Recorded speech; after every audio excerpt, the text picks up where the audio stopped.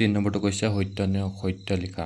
বৰ্গৰ কোণবোৰ সূক্ষ্ম কোণ। আমি জানো যে বৰ্গৰ প্ৰতিটো কোণ হয় সমকোণ, তেতিয়াহ'লে সূক্ষ্ম কোণ নহয়, তেতিয়াহ'লে এইটো হ'ব অসত্য।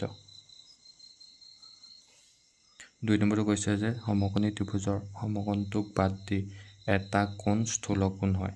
আমি জানো যে সমকোণী ত্ৰিভুজৰ সমকোণটোক বাদ দি বাকী দুটা সূক্ষ্ম কোণ হয়, কিন্তু ইয়াত স্থূল কোণ কৈছে, সেইকাৰণে অসত্য।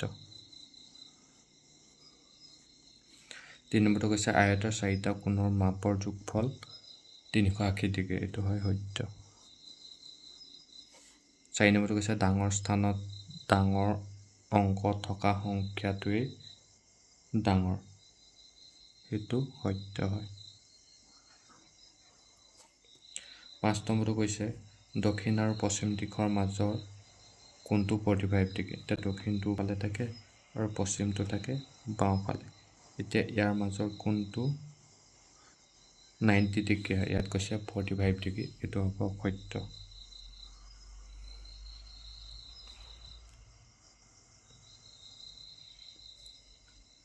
6 নম্বৰটো 458.49 হৰণ 100 হ'লে ইয়াৰ সমান হয় 4.5849।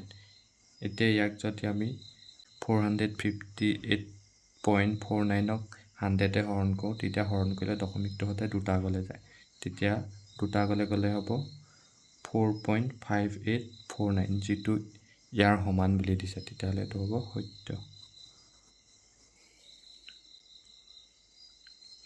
7 নম্বৰটো দিছে 12 ডেকামিটাৰ 15 চেণ্টিমিটাৰ সমান 12.15 ডেকামিটাৰ।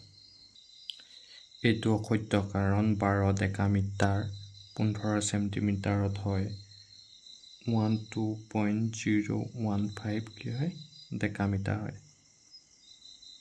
কিন্তু ইয়াত 12.15 ডেকামিটাৰ দিছে, সেইকাৰণে এইটো অসত্য।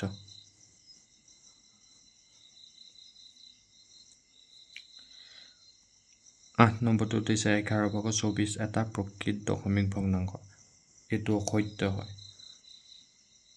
কাৰণ প্ৰকৃত দশমিক ভগ্নাংশ এটা সদায় হৰটো কি হয় লবটোতকৈ ডাঙৰ থাকে, কিন্তু ইয়াত হৰটো লবটোতকৈ ডাঙৰ আছে, সেইকাৰণে এইটো অসত্য। এতিয়া 9 নম্বৰটো কৈছে 0.8ৰ লঘিষ্ঠ আকাৰটো হ'ল 5/2। নহয়, আমি যদি 0.8 বা 8ক চাওঁ, 0.8ক ভাঙিলে হ'ব 10/8। ইয়াক যদি আমি কটাকটি কৰোঁ, 2য়ে 8ক যাব 4 বাৰ, 2য়ে 10ক যাব 5 বাৰ।